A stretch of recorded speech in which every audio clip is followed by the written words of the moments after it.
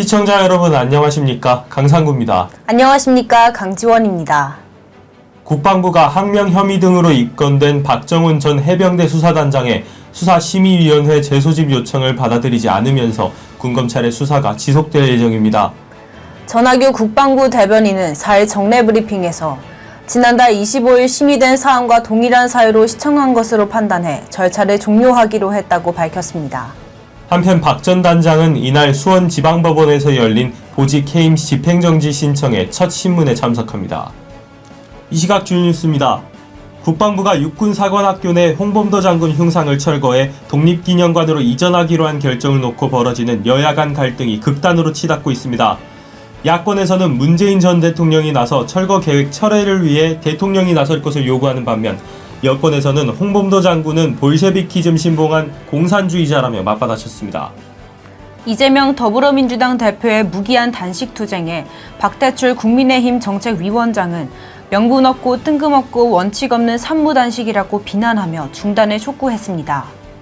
그러면서 오늘이 21대 마지막 정기국회 사흘째라며 야당이 지금 신경 써야 할 곳은 당대표 단식 천막이 아니라 회의장이라고 말했습니다. 이준석 전 국민의힘 대표가 지난 2일 대구 치맥 페스티벌에 참여해 홍범도 장군 흉상 이전과 관련해 누군가는 윤 대통령에게 지금 망토 안 입고 계세요라고 얘기해줘야 한다고 말했습니다. 이어 자신의 대구 동구 을 출마설과는 만약 대구에 가서 정정당당히 겨뤄보자고 한다 해도 왜 동구 을이겠냐라며 선을 그었습니다.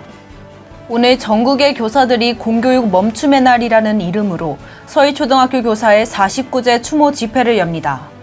30곳의 학교는 재량 휴업일로 지정했고 일부 교사들은 병가와 연가를 사용해 추모 집회에 참여하겠다는 입장입니다. 윤석열 대통령이 4일 용산 대통령실에서 주재한 수석 비서관 회의에서 지난 주말 현장 교사들이 외친 목소리를 깊게 새겨 교권 확립과 교육 현장 정상화에 만전을 기하라고 지시했다고 이도훈 대변인이 전했습니다.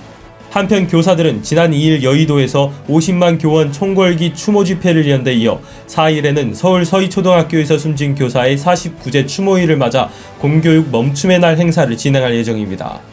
최근 교사들의 극단적 선택이 잇따르고 있는 가운데 지난 3일 경기도 용인시에서 또 한 명의 교사가 숨진 채 발견됐습니다. 해당 교사는 정년 1년을 앞둔 60대 고등학교 교사로 확인됐는데 수업 중 발생한 사고로 교육당국의 감사를 받고 있던 것으로 드러났습니다. 10대 여자친구가 자신과 잠깐 헤어진 사이 다른 남성을 만났다고 의심해 구타한 20대 남성이 항소심에서도 징역형을 선고받았습니다. A씨는 10대 여자친구 B씨가 결별을 요구하자 폭행을 한 데 이어 몇 개월 뒤 B씨가 자신과 잠시 헤어진 상황에서 다른 남성과 교제했다 의심해 전치 2주의 상해를 입혔습니다. 술에 취해 경찰의 보호 조치를 받았던 20대 남성이 경찰이 떠난 지 50여 분 만에 고속버스에 치여 숨졌습니다. 경찰은 취객의 요구에 따라 인근 지하철역에 데려다주는 등 할 수 있는 조치를 다했다는 주장인데 유족은 경찰의 대응이 충분하지 않았다며 강하게 반발하고 있습니다. 이미 흘러간 물로는 물레방아를 돌릴 수 없다. 물은 이미 흘러갔고 흐르는 물을 쫓아갈 필요는 없다. 정치인 벤자민 프랭클린이 한 말이죠. 우리는 종종 이미 지나간 날들에 대해 곱씹어가며 후회하거나 고민합니다. 그때 좀 더 하는 생각의 수렁에 빠져 집착하다가 오늘 있을 새로운 기회조차 놓치기도 합니다. 이제 과거는 놓아주고 우리에게 주어진 새로운 시간에 집중해보는 건 어떨까요? 이 시각 주요 뉴스였습니다. 구독과 좋아요를 눌러주시면 더 좋은 뉴스로 보답하겠습니다. 지금까지 강상구, 강지원이었습니다.